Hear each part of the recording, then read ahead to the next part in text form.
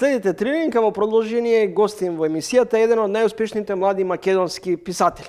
Добитник е на многобројни признанија, меѓу кои и Европската награда за литература за романот Страф од варвари.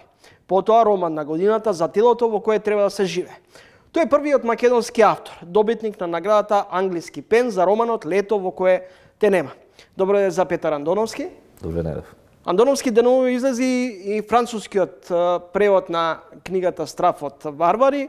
Рецензентите на овој роман ќе речат маестрално, меѓу другото маестрално сте си поиграле со историјата.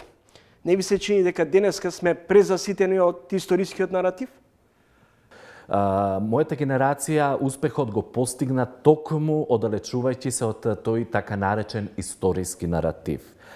Мојот роман не би баш кажал дека е историски, да, се случува во 89-та по падот на Берлинскиот зид, но многу е актуелен во смисла на случувањата последниве години, особено со војната во Украина.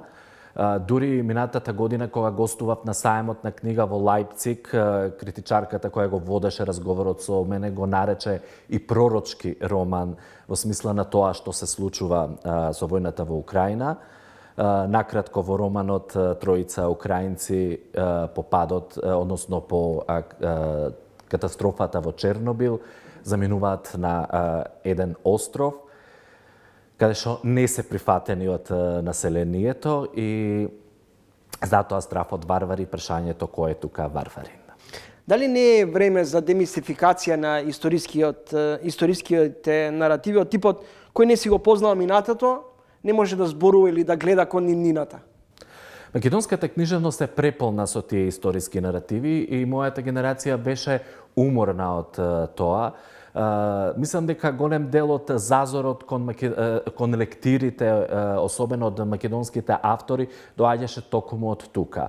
Мислам дека ние, голем дел од нашите писатели, се разбира, напишани се многу убави романи на овие теми, но мислам дека треба, доколку повторно пишуваме на историските теми, да го пишуваме малце поинаку, како, например, што тоа го направи Блаже Миневски со неговиот последен роман за љубовта на Гоце Делчев и Јанка Каневче, мислам дека се викаше.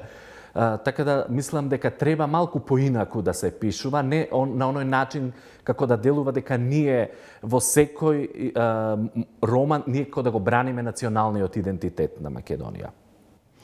Не кажувам е насловот на новиот роман.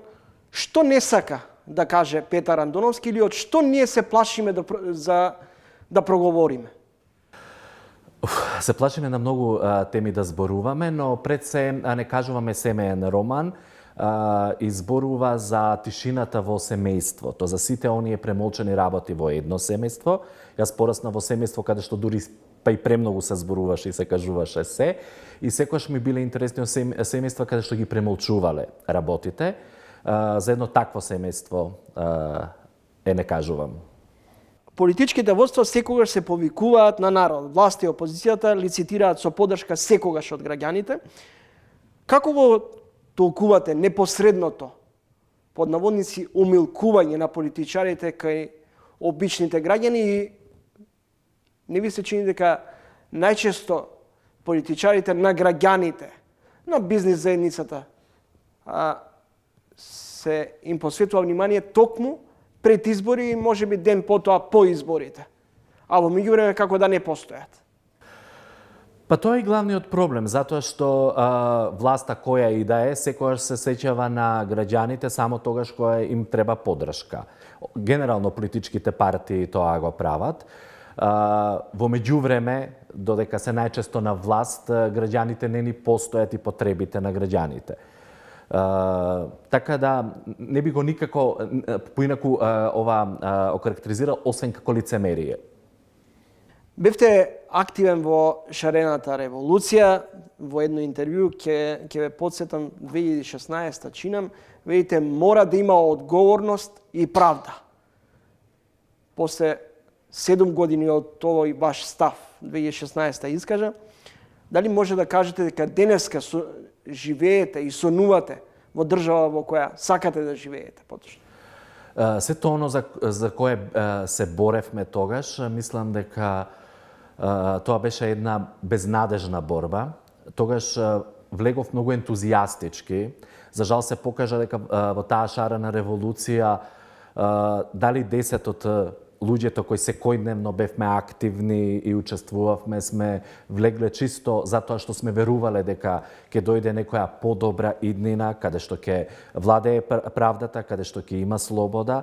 Најголемиот дел од луѓето кои биле дел од таа шарена револуција биле со некакви очекувања. Дали шарената револуција ги изеде своите деца и што би било мотив и предизвик повторно за една некаква, каква таква, нова, мирна револуција? Мислам дека е невозможно дека такви револуции, ако тоа не беше од денешен аспект, колку години поминаа 7, тоа не беше никаква револуција, туку едноставно тоа беше борба за власт на одредена група луѓе. Колку денес се реални заплашувањата, стравувањата дека македонскиот идентитет, јазик, култура, нација може да бидат загрозени? Многу често кога ќе има некакво препукување меѓу Македонија и Бугарија на тема јазик, многу често на социјалните мрежи се повикуваат писатели, што од една страна е легитимно и секогаш се повикуваат во смисла каде се сега писателите. Со самото тоа што писателите пишуваат на македонски јазик, а не избираме друг јазик, например како англиски јазик, со кој можеме да направиме уште поголеми успеси, а ние одбираме да пишуваме на македонски јазик, кој е мал јазик и кој е речиси непреводлив, во смисла на тоа дека нема доволно преведувачи на многу јазици. Мислам дека поголема одбрана од тоа на македонскиот јазик од страна на писателите не може да има. Но од друга страна, би сакал да ги прашам сите тие што често ги повикуваат писателите и прашуваат каде се, да ги прашам кога последен пат прочитале книга од македонски автор, за да опстане еден јазик. Не е доволно само да пишувате на тој јазик, туку треба некој да чита на тој јазик. Така да, ако јазикот го изгубиме, иако до тоа нема да се случи, тоа можеме само ние самите да си го направиме. И никој друг. Андоновски критички ги обсервирате состојбите во македонската култура, но како да се персонализирате и како да всушност влеговте во директна конфронтација со Министерката за култура, особено откако не добивте финансиска поддршка за еден од вашите романи, тогаш стигна и реакција од Министерството дека не е така како што вие говорите, но дали не ви се чини дека македонската култура е ставена на маргините? Први не знам за која култура збориме. Култура во Македонија постои благодарение на поединци, ентузијасти. Романот кој не беше финансиран од Министерство за култура, а за кој зборевме пред малку мојот најнов роман Кажам, ќе се појави за 3-4 недели и ќе се појави благодарение на мојот издавач Полица.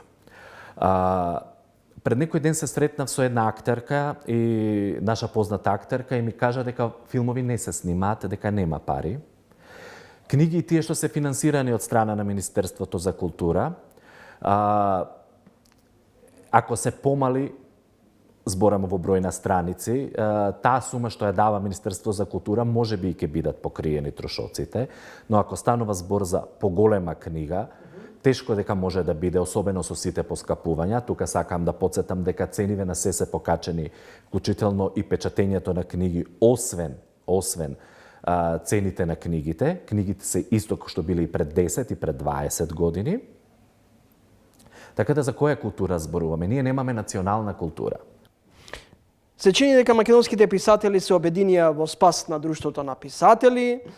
На што реагирате вие лично? На што реагираат вашите колеги? Дали главната најслаба карика во функционирањето на Друштвото на писатели беше исклучиво председателот Петревски и председателката на председателството?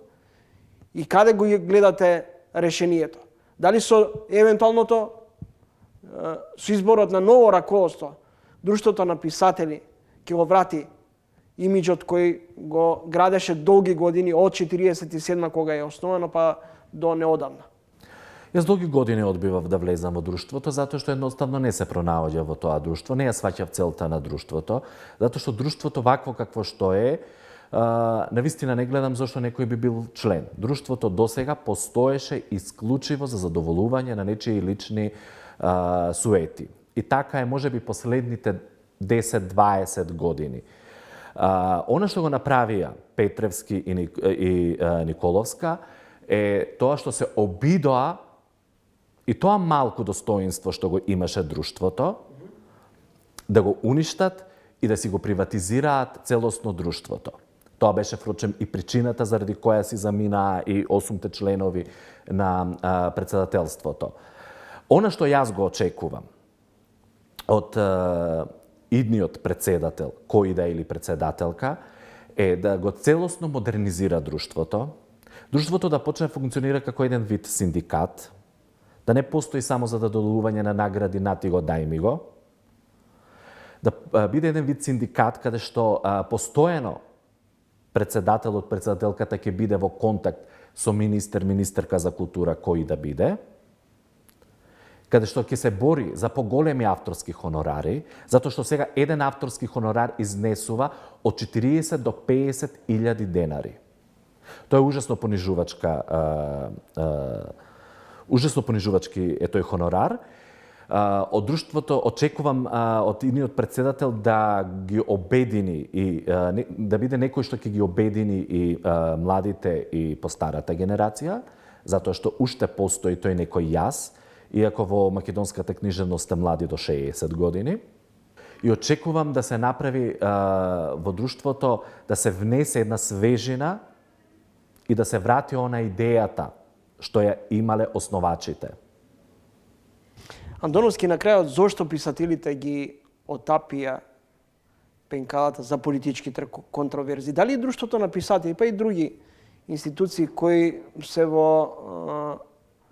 имаат желба, имаат обврска да го промовираат убавиот збор, всушност влетаа во тие политичко-партиски надмудрувања, интереси?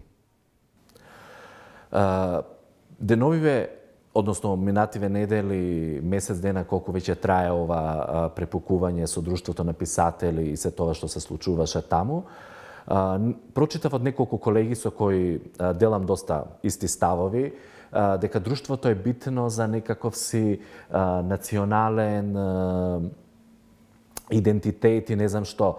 Навистина не го разбирам ова, затоа што друштвото во последниве 20 години се нема јавно изнесено ниту еден председател во име на друштвото. Да, јас разбирам дека е многу тешко во такви друштва каде што имате 300-400 членови кои припаѓаат идеолошки на различни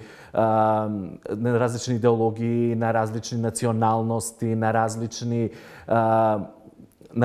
групи, дека е многу тешко да имаат заеднички став, но за некои важни работи кои се случуваа во државата, се случуваа особено последните 5 години, друштвото на писатели ниту еднашка не се јавно произнесе за ништо, вклучително ниту за јазикот се нема произнесено. Андоновски, благодарам за гостувањето. Ви благодарам и на вас. Следете разговор со писателот Петар Андоновски.